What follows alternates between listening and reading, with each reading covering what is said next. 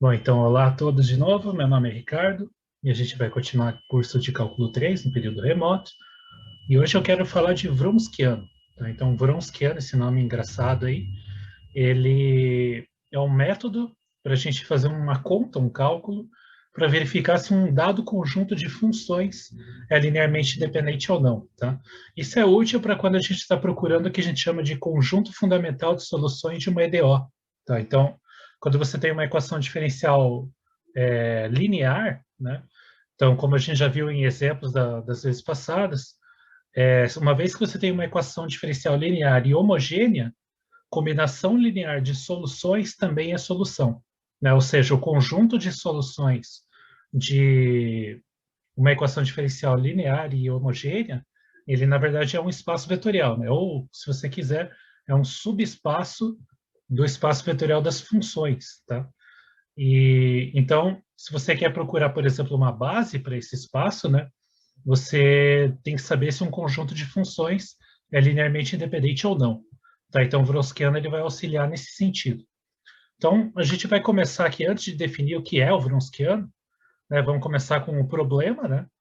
Imagina que você tem I um intervalo aberto, tá? Todas as funções hoje vão estar definidas em um intervalo aberto da reta. E imagina que eu tenho um conjunto de funções. Então, tenho, digamos, N funções, F1, F2 até Fn, funções deriváveis, vão ser. Todas as funções aqui hoje vão ter que ser deriváveis, a gente vai usar derivado o tempo todo. Digamos que elas estão definidas nesse intervalo I aberto, aí eu quero saber se elas são linearmente independentes ou não. Então, eu vou começar com um exemplo bem simples aqui, que é, considero um intervalo como sendo a reta inteira, né? Isso é um intervalo aberto, e o conjunto de funções que só tem duas funções, a função seno e a função cosseno. Tá, então, o que eu quero verificar é se esse conjunto é linearmente independente ou não. E aí a gente tem que remeter lá na álgebra linear qual é a definição, né? O que significa um determinado conjunto de elementos de um espaço vetorial ser linearmente independente ou não. Então é importante enfatizar o espaço vetorial em questão é o espaço vetorial das funções, né? Então a gente pode somar funções ponto a ponto, pode multiplicar funções ponto a ponto por escalares. Essas operações têm todas as propriedades do espaço vetorial, e é importante enfatizar que quem é o zero, né? Quem é o vetor nulo nesse espaço vetorial? É a função constante igual a zero. Então, isso é o essencial aqui para o que a gente vai fazer nessa verificação. Então, qual é a definição de verificar se um conjunto é Lie ou não, né? Então, como são só duas funções, o que eu tenho que estudar é a quantidade de soluções que essa equação aqui possui. Tá? Então, A e B aqui são constantes, são escalares, né?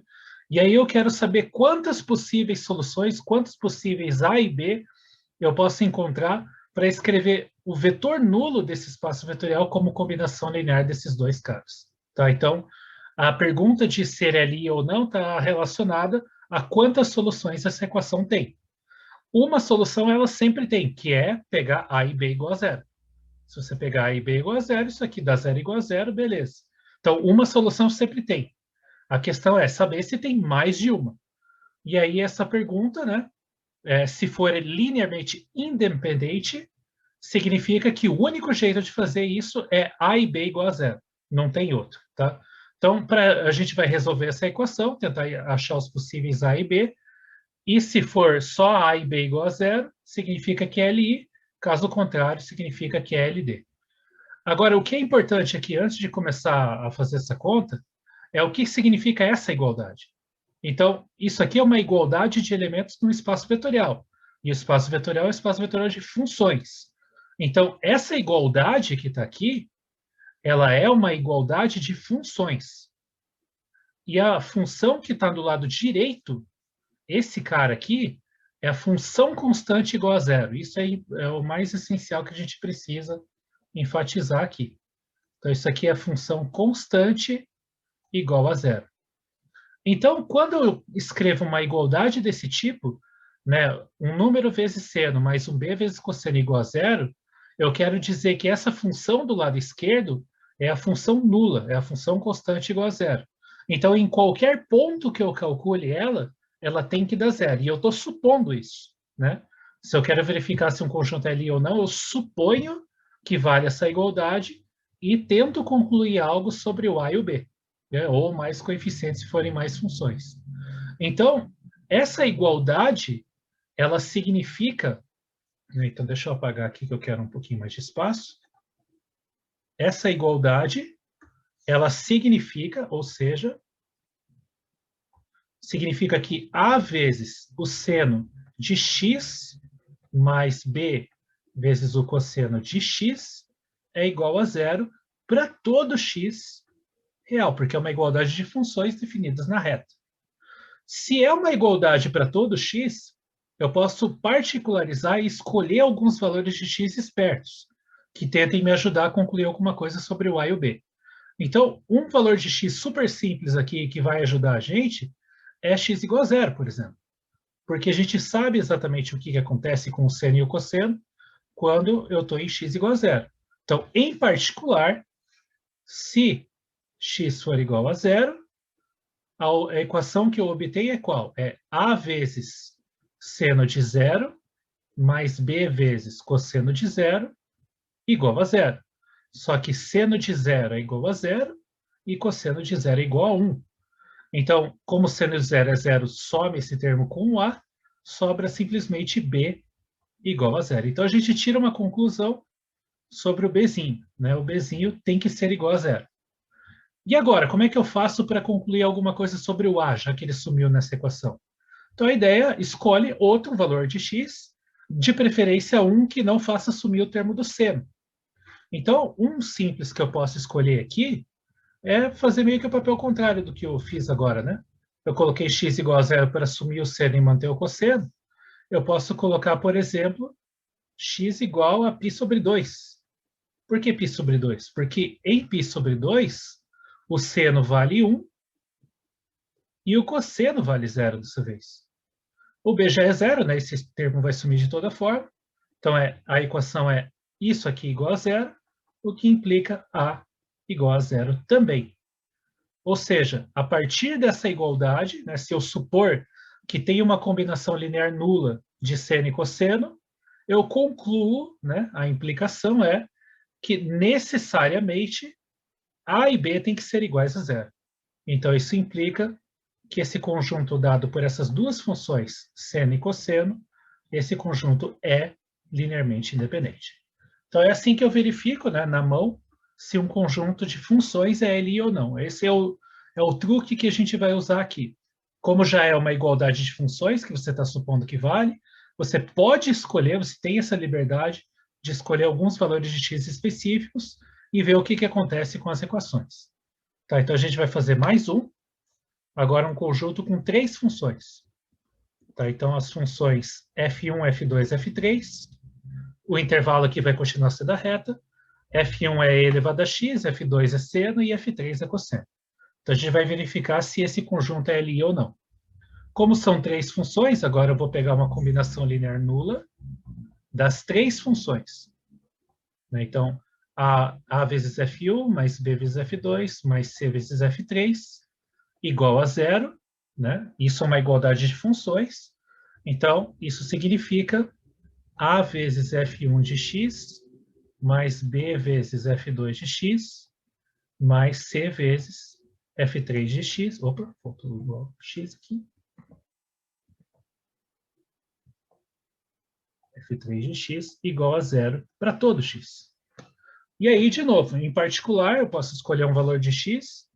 Em particular, eu vou escolher x igual a zero, porque é um valor de x que eu sei o que acontece com essas três funções. Né? Então, se x é igual a zero, a função f1, né? Então, eu vou escrever a equação aqui.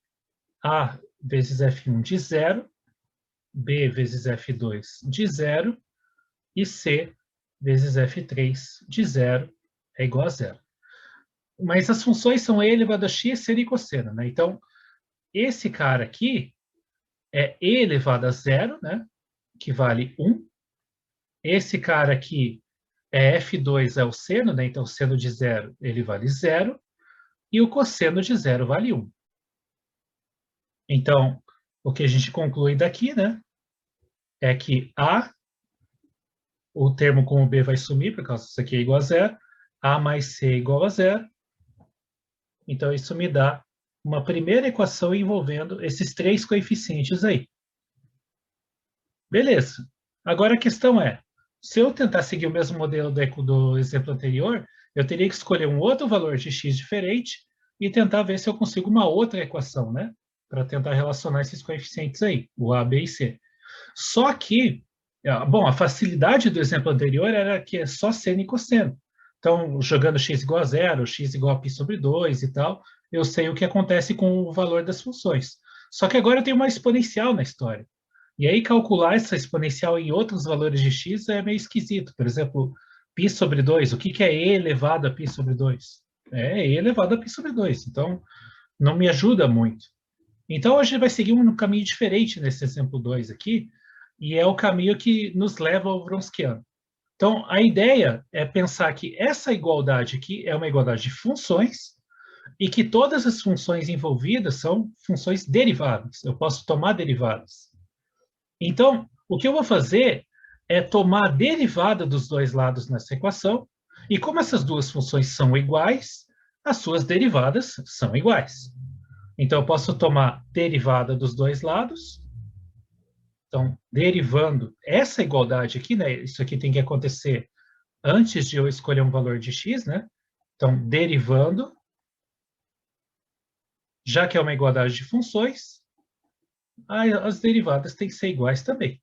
Então, a vezes f1' mais b vezes f2', mais c vezes f3' tem que continuar dando zero, né? Porque a derivada da função constante é zero. E aí, já que eu escolhi x igual a zero na primeira equação, eu vou manter a escolha. Eu vou continuar usando x igual a zero, só que agora para essa equação, que também é uma igualdade de funções.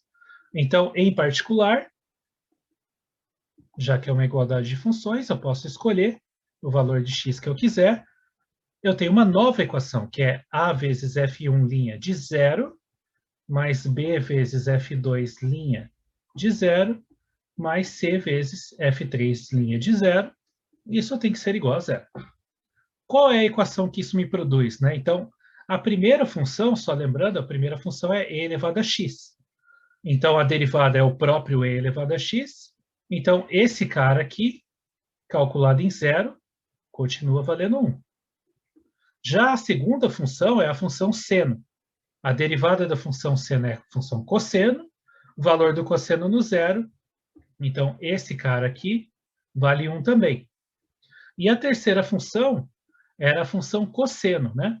Então, a derivada da função cosseno é menos seno, e menos seno calculado em zero continua dando zero. Então, o que acontece nessa segunda equação aqui é que sobra o termo com A e sobra o termo com B. O termo com C que vai embora agora. Então, isso me dá uma nova equação, que é a equação A mais B igual a zero. Então, me deu uma segunda equação envolvendo os coeficientes A, B e C. Tá? Qual que é o próximo passo? Bom, vamos fazer a mesma ideia, né? Seguindo a mesma ideia agora. Eu derivo de novo essa igualdade aqui. Isso me dá de novo uma igualdade de funções. Coloco x igual a zero. Eu vou manter o valor de x que eu estou escolhendo desde o início. E isso vai me produzir uma nova equação. Tá? Então, derivando de novo, eu vou escrever de volta aqui quem eram as funções, para a gente não esquecer. Então, a função f1 é e elevado a x. A função f2 é a função seno. E a função f3 é a função cosseno. Então, derivando de novo,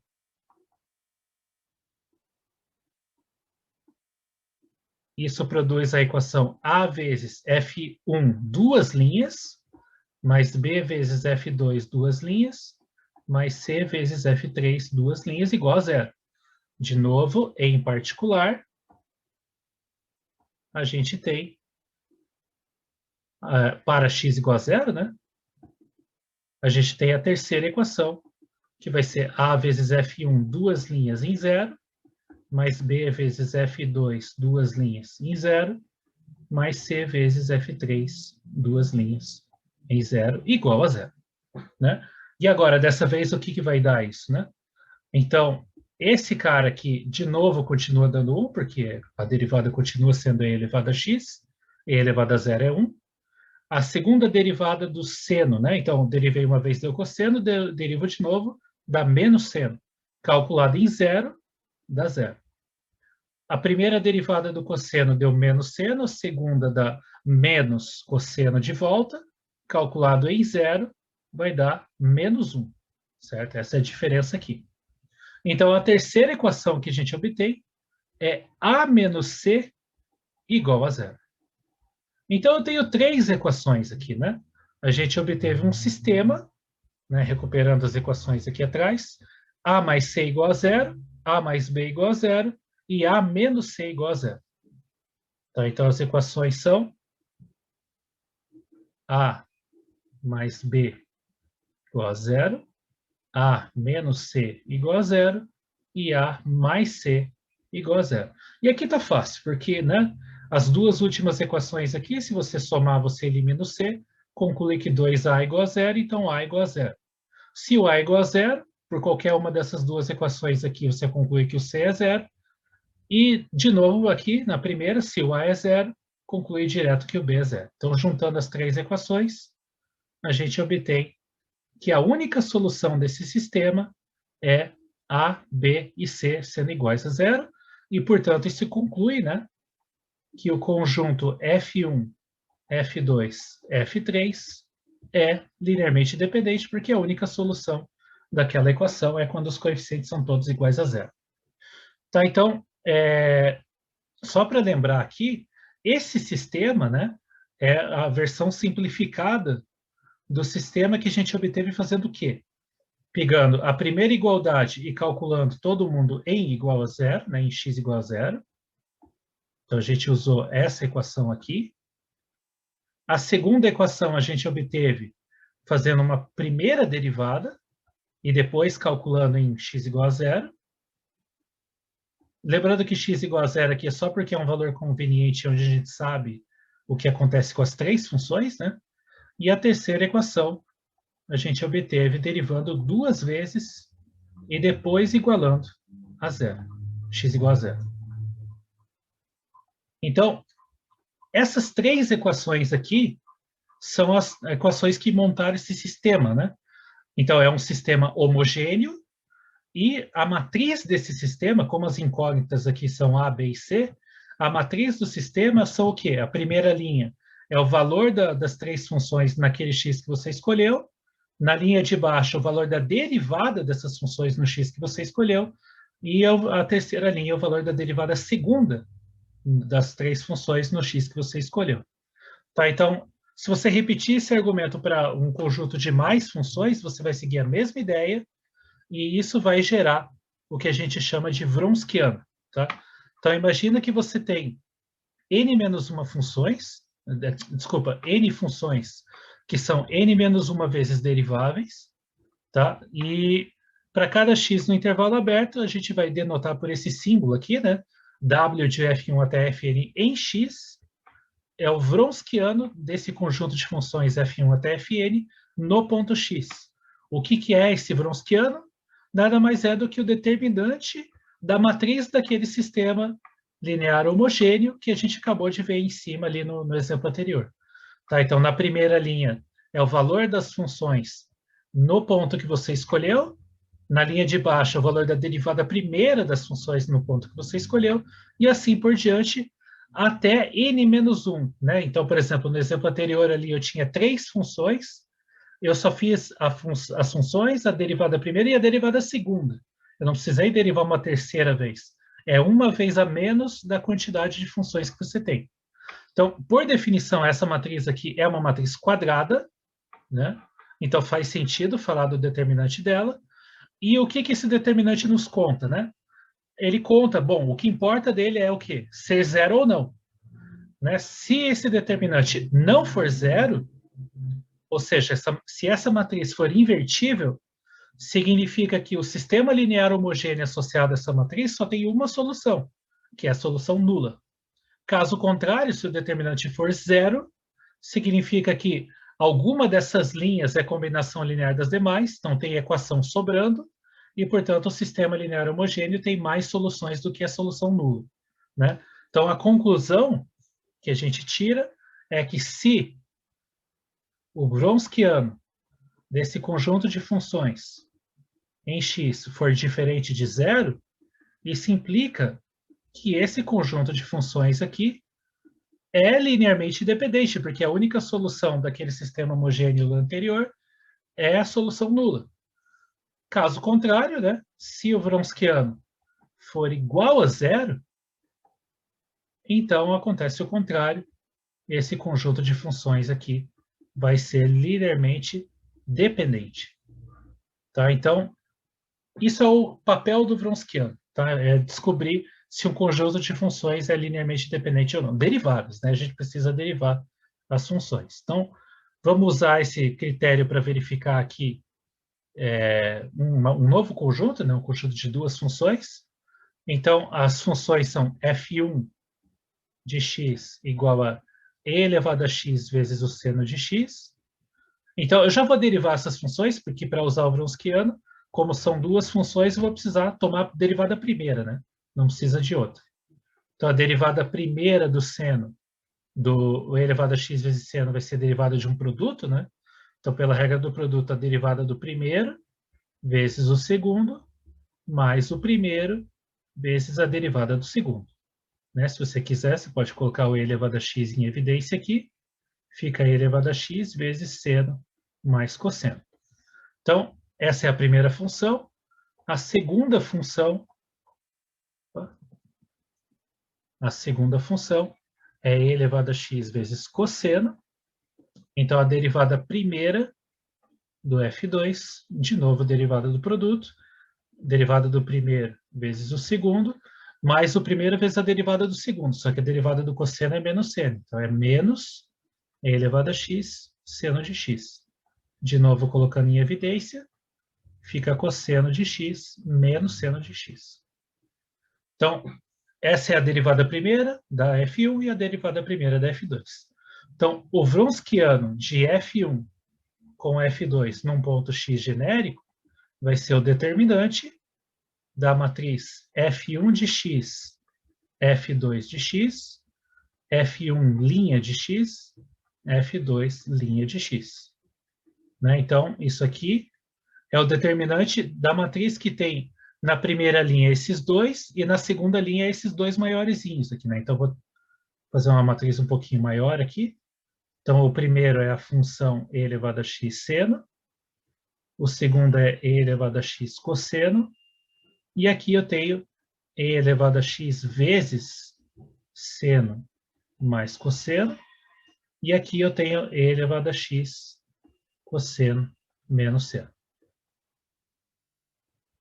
Então, é o determinante dessa matriz aqui. Então, isso aqui é igual ao quê, né? Então, é esse vezes esse. Então, esse vezes esse vai ter e elevado a x vezes o próprio e elevado a x. Então, eu tenho e elevado a 2x vezes seno vezes cosseno e seno vezes menos seno. Então, já distribuindo, eu vou ter um termo que é seno de x cosseno de x menos seno ao quadrado de x. Esse é um dos termos do determinante. Agora, o outro é menos esse produto aqui cruzado, né? Então, é e elevado a x cosseno vezes esse outro. Então, é menos e elevado a 2x de novo, cosseno de x vezes esses dois agora. Então, distribuindo de novo, seno de x, cosseno de x, mais cosseno ao quadrado de x. Então, agora, só juntando os termos semelhantes, eu tenho e elevado a 2x nas duas parcelas, posso colocar em evidência o e elevado a 2x. Como aqui tem um menos, né, então isso aqui eu posso fazer, se quiser, né, já multiplicando aqui por menos 1, eu vou colocar um menos aqui. Então, é menos o cosseno ao quadrado, né? E aqui vai ser mais e aqui vai ganhar um menos. Então, já distribuindo aqui o menos. Então, eu tenho seno vezes cosseno e menos seno vezes cosseno. Então, esses dois caras aqui simplificam. E esses daqui tem menos seno ao quadrado com menos cosseno ao quadrado. Então, eu tenho menos seno ao quadrado mais cosseno ao quadrado, que é 1. Então, sobra só isso aqui. Né? Então, o Wronskiano de F1 e F2 em x é menos e elevado a 2x, e isso aqui é diferente de zero para todo x, porque a exponencial nunca se anula. Então, a conclusão é que o Wronskiano de F1 e F2 nunca se anula, e, portanto, F1, F2, esse conjunto aqui, é linearmente independente. Então, usando o Wronskiano, a gente determinou a independência linear desse conjunto com essas duas funções. Bom, e para fechar, eu vou só enunciar um teorema que não vou demonstrar ele aqui, só vou dizer o que ele diz, né? Então, esse é o chamado teorema de Abel, e é a relação disso com equações diferenciais, tá? Então, imagina que você tem uma EDO, né, uma equação diferencial ordinária, né, a tua função incógnita só tem uma variável, digamos que ela seja linear e homogênea, ou seja, as únicas operações que você pode fazer com a função incógnita e suas derivadas é, no máximo, somar e ou multiplicar por funções, tá? A gente permite multiplicar por funções quando fala linear. Então, essas são as únicas operações que você vê aqui nessa equação. Ela é homogênea, ou seja, é igual a zero do lado direito, né, o termo independente da função incógnita. E digamos que ela tem ordem n, ou seja, a maior derivada que você vai ver aqui da função incógnita é uma derivada de ordem n, que ela está isoladinha aqui. E essas funções coeficientes, P1, P2 até Pn, você vai supor que são funções contínuas nesse intervalo onde elas são definidas, intervalo aberto. Então, o teorema afirma o seguinte: imagina que você, por acaso, né, você tem algum método, você achou n soluções da sua equação linear homogênea de ordem n. Tá? Então, o n bate. Né? Então, se tiver n soluções, você vai lá, calcula o Wronskiano delas. E você vai perceber o seguinte: um fato especial que acontece é que esse Wronskiano, ou ele sempre se anula, independente do x que você escolha, ou ele nunca se anula. Isso é um fato muito legal, porque na hora de verificar o Wronskiano de um conjunto de soluções de uma EDO linear e homogênea, você pode escolher um valor de x conveniente e daí verificar o Wronskiano naquele ponto conveniente. Daí pode ser que o determinante seja mais simples de calcular. Como foi, por exemplo, x igual a zero no exemplo anterior. Então, isso é um fato, ou o Wronskiano nunca se anula, ou ele sempre se anula, tá? Independente do ponto. E, além disso, caso o Wronskiano não se anule, então esse conjunto de funções que você calculou aí, que você encontrou de soluções, ele, na verdade, é uma base para o conjunto de todas as soluções dessa equação diferencial aqui. Tá? Ou seja, você encontrou o que a gente chama de um conjunto fundamental de soluções. Qualquer outra solução, né, ou seja, qualquer outra solução dessa equação,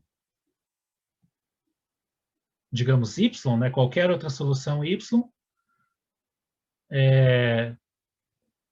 tem que ser combinação linear dessas daí, de y1 até yn. Né? Ou seja, existem escalares, né, C1 até Cn, números reais, tais que o seu y se escreve como C1 vezes y1, mais C2 vezes y2, e assim por diante, mais até Cn vezes yn. Tá? Então, qualquer outra solução dessa equação diferencial linear e homogênea tem que ser combinação linear daquelas n que você encontrou que tem o Wronskiano diferente de zero. Tá? Então, esse é o teorema de Abel. Um caso particular, que é o que a gente mais vai usar nos nossos exemplos, é que no caso de uma equação de ordem 2, né? Então, se ela é linear homogênea de ordem 2, e você encontrou duas soluções que têm Wronskiano diferente de zero em algum ponto, portanto, em todos, então você encontrou a solução geral dessa equação. Qualquer outra solução dessa equação homogênea vai ser combinação linear daquelas duas que você encontrou. Tá, então era isso que eu queria comentar hoje. A gente vai usar o Vronskiano nas aulas seguintes. É isso, obrigado a todos e até a próxima.